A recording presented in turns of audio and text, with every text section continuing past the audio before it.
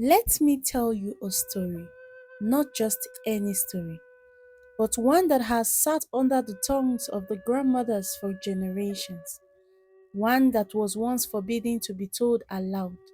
Tonight, under the moonlight, as the crickets sing and the fire crackles, I will tell you of a woman named Mmirinzo, who did what no woman before her had dared to dream. She married three husbands. Yes, you heard me right. Not one, not two, but three. And the reason will shock you. But to understand her story, we must first start where all broken stories begin. In a land ruled by the cruel laughter of men, the kingdom where women were wounded. Once upon a time, in the rich and fertile land of Odu Kingdom, women were like wrappers, worn, stained, and thrown away at will. Men were kings of everything: land, decision, justice, even emotion. They married as many wives as they wanted, not because they loved them, but because of pride. Some had 5 wives, some had 9. The more wives you had, the more respect you got. The men made the women compete for attention like starving birds fighting for crumbs. A woman could be chased away for giving birth to only daughters. Another could be beaten if she served food late, even if the firewood was wet. The chiefs called it the way of our fathers. The women called it a prison with no wall.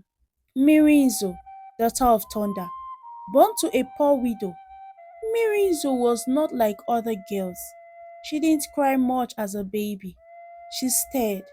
She didn't play with dolls. She played with sticks and made little courts, pretending to be the one on the throne passing judgment. At age 7, she saw her elder sister, Obianuju, sent away from her husband's house because she couldn't give birth fast enough. Obianuju returned with swollen eyes and a bruised soul. Mirizo asked, "Mama, why must men treat us like dust?" Her mother sighed and said, "Because the gods made them king." But little Mirizo whispered under the breath, "Then I will make the gods answer to me." One rainy season, when she was 12, Mirizo climbed the sacred hill, a place where girls were forbidden to go. She carried no mat, no wrapper, just her voice and her anger. Under the thunder, she screamed, "I will not be a man's property. I will be the one marrying men." Thunder rolled across the skies like drums answering her vow. They say a strange light flashed at night, not lightning, and 3 palm trees grew overnight in the shape of a crown. From that day, her life was never ordinary. They called her mad. As she grew older, the village mocked her. She wore wrappers sewn from goat skin. She carried a staff instead of basket. She read every scroll and listened to every court judgment in the king's palace. Girls whispered that she was cursed. Boys feared her tongue, sharp as pepper, smooth as silk. But Mmirinzo didn't care. She said, "If I must live like a man to break the cage, so be it." When the king of Odu, Oba Urunze, died without a male heir, confusion scattered like flies. The chief fought over who would lead. And Mmirinzo, now 20, stepped forward.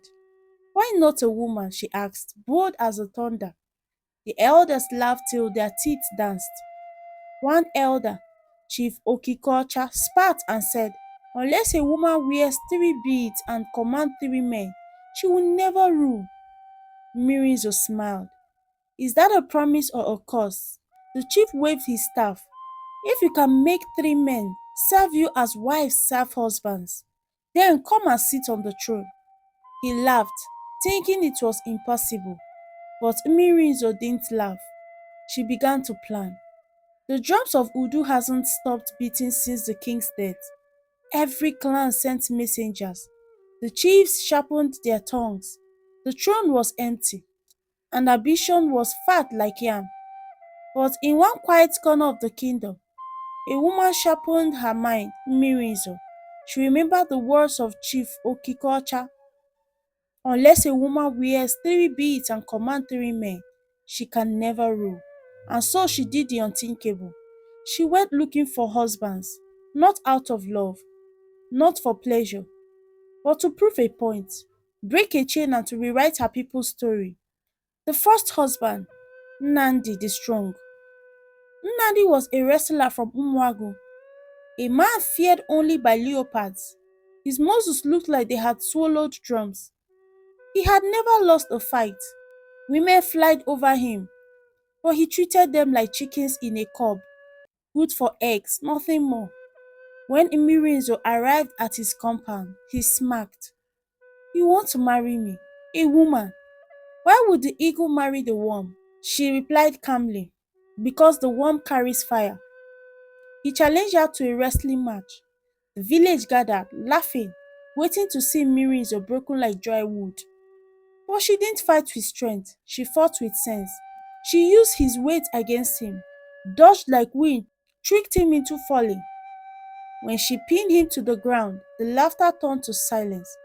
Nandi, breathing hard, looked up and said, I will marry you, if only to understand how you just turned me into a story. The second husband, Chidi, the thinker. Chidi was a scribe in the royal court, known across Udu for his knowledge of law, herbs, and riddles. He believed women were useful in the kitchen and the bedroom, but not the courtroom. Mmirinzo met him in the royal library. I hear your brain is 1,000 books, but can you read a woman's will? He laughed. Women don't have wills, they have wishes. She challenged him to a debate. The topic, are men more important than women? The debate was held in the palace square. Chidi came with scrolls, Mmirinzo came with stories, real stories of women who bettered warriors, healed kings and saved farms, led prayers and were still treated like ash. When she finished, Chidi clapped. He walked up to her and said, You have defeated my pride. I will marry you, if only to sit closer to your fire. The third husband, Ome the Beauty. Ome was the kingdom's most handsome man, a dancer, a charmer, a singer with a voice like melted honey. Women dreamed of him, men feared his smoothness. But Ome had sworn never to marry. No woman deserves to own my smile, he would say. So when Mmirinzo approached him, the kingdom gasped. He looked her up and down. You? She smiled. Me. He tried to charm her. She was unmoved. He tried to mock her. She laughed first. Then she said, Dance with me. If I can match your steps, you'll marry me. The drums rolled. They danced in front of the moon. Ome flipped. Mmirinzo flipped. He spun. She spun faster. He jumped. She jumped higher. And when she whispered a line of praise poetry into his ear in the middle of the dance, a verse only his late mother used to sing, he froze. Tears filled his eyes. After the dance, he bowed and said, You don't want me. You see through me. I will marry you, if only to learn how to stand unhidden. The wedding of shock. 3 gongs were struck. 3 palm wine cups were poured. 3 proud men stood dressed in wrappers, waiting for one woman to take them home. The kingdom watched with mouth wide. Some clutched their amulets. The chiefs trembled. Chief Okikocha beard twisted in disbelief. And as Mmirinzo walked through the square in a red feathered robe, holding 3 symbolic staff, strength, wisdom, and beauty, the drum changed beats. They played not for a bride, they played for a revolution. The throne awaits at the coronation cycle. Mmirinzo stood tall. I have taken what only men were allowed to take. Not for loss, but for justice, she said. Let the throne be given to the one who fear no tradition, when that tradition is broken. And the people, the women especially, cheered until their throats burned. Even Chief Okikocha had to step aside. Mmirinzo became the first female ruler of Udu. Her 3 husbands lived in peace, each with a purpose. Not one fought for attention, because they knew they didn't own her. She chose them.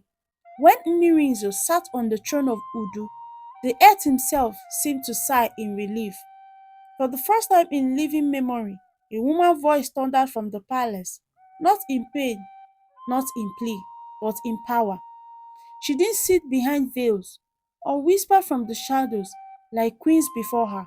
She sat in the middle of the court. She spoke boldly, she listened, and she changed everything. In the great hall of Udu, hidden behind golden clothes, there was an ancient book. Its pages were dusty, its letters written in the language of old chiefs. It was called the Law of Men. The book said a woman must not speak while men are talking. A woman must not own land. A man's word is final even when he is foolish. A man may beat his wife to remind her who owns the home. A woman cannot inherit title or property. A woman who doesn't marry is a curse. Mmirinzo summoned the chiefs, the scribes, and the people. She brought out the book. She opened its pages. She read each law aloud, and after each one she asked, "Does this build our kingdom or break it?" The people answered, "It breaks it." Then she dropped the book into a burning calabash and said, "Let the fire rewrite our story." The kingdom roared. Some men wept, not for sadness, but from shame. For the first time, the law of Udu began to include everyone's voice, even the smallest girl fetching firewood. Many waited for her marriage to collapse. They said, they will fight, they will grow jealous, they will turn on her. But they didn't. Because Mmirinzo didn't just take husband, she gave each of them a purpose. Nnamdi became head of the royal guard. He trained both boys and girls in self-defense. He taught the girls how to throw spears and the boys how to respect boundaries. He rewrote the kingdom's code. He even wrote a book called The Intelligence of Women and made it the first required scroll in Udu schools. Ome became chief of culture. He brought back forgotten dances, poetry, and songs. He taught boys that it was okay to feel and that beauty could be gentle, not just proud. The men who once called him weak now lined up to learn how to express themselves without shame. And Mmirinzo, she ruled with grace, firmness, and the fire of 100 ancestors.